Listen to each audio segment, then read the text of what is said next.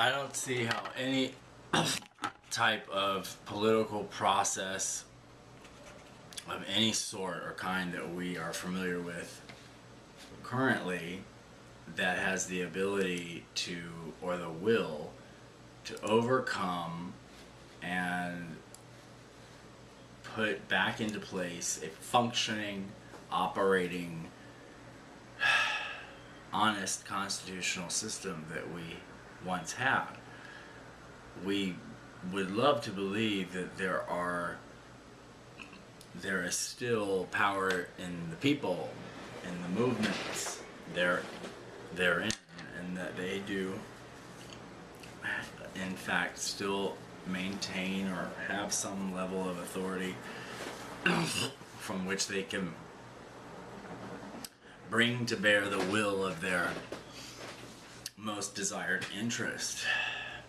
But the unfortunate reality or truth to that is that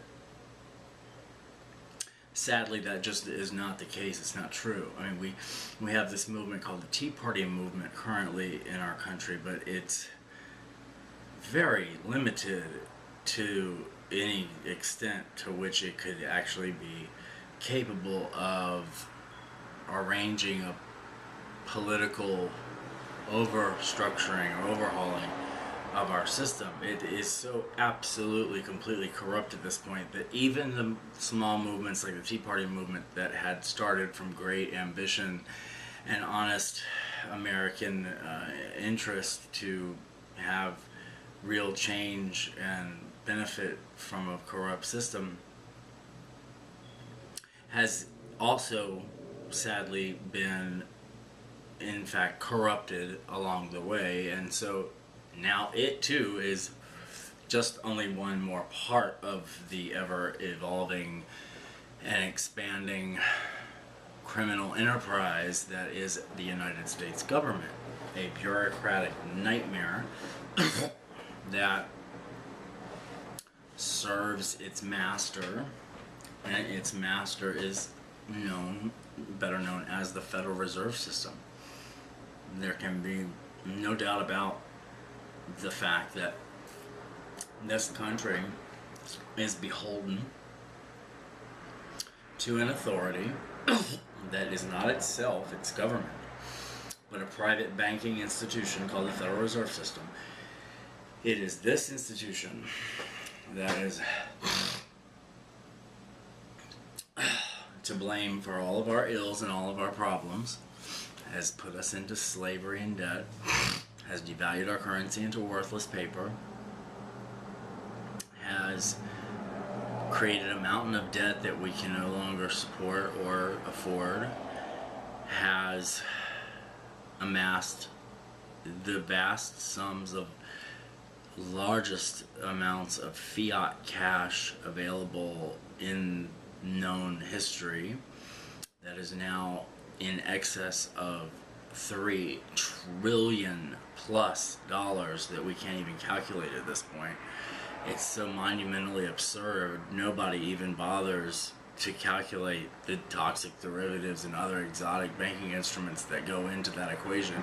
They don't even bother to put that into the mix because it's so off the charts that we can't even get our minds around what it actually means. It's just so fucking big. So we're only talking about the tangible assets of debt that we can actually account for. And that number is still in the $3 trillion range. It's so already vast enough in and of itself, so we don't even bother putting in the rest of it.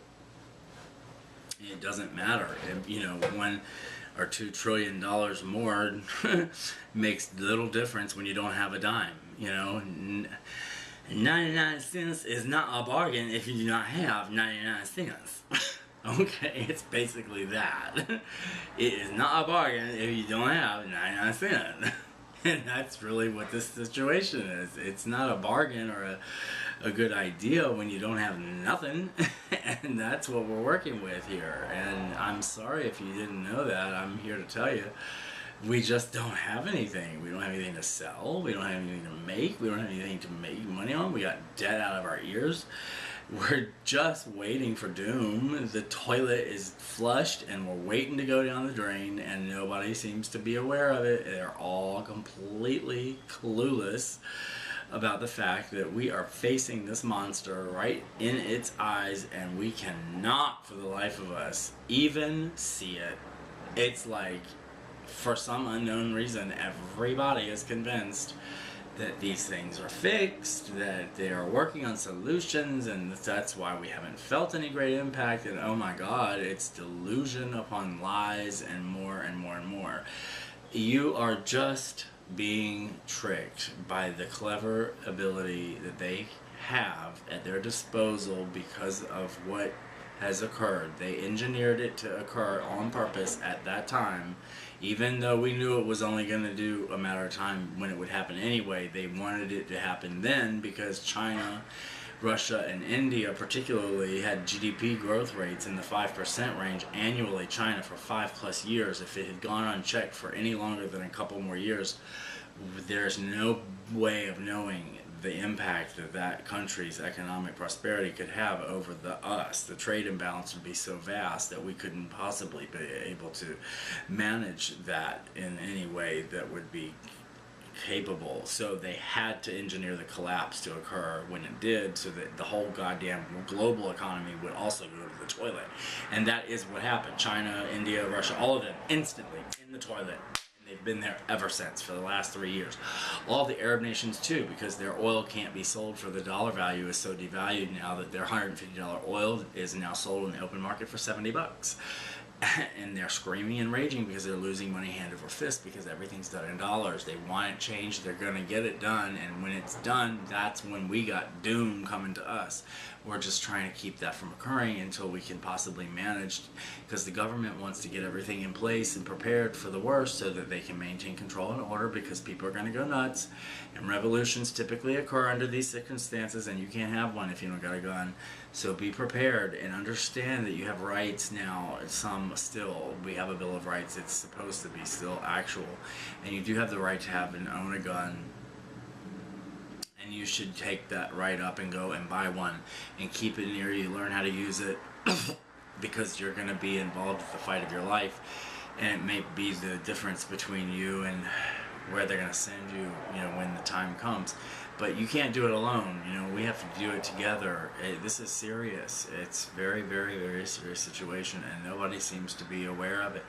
They're all blind, and I'm determined to make as many videos and appeals to the people in as many ways as I can, in very sobering, serious presentation of the facts, the cold hard facts that are occurring. Whether you are aware of them or not, whether you feel them or not, is not the point. It's not the issue. We're not asking you or telling you that you should be aware or know these things. It's clear that you don't know and that you're unaware of all of these things.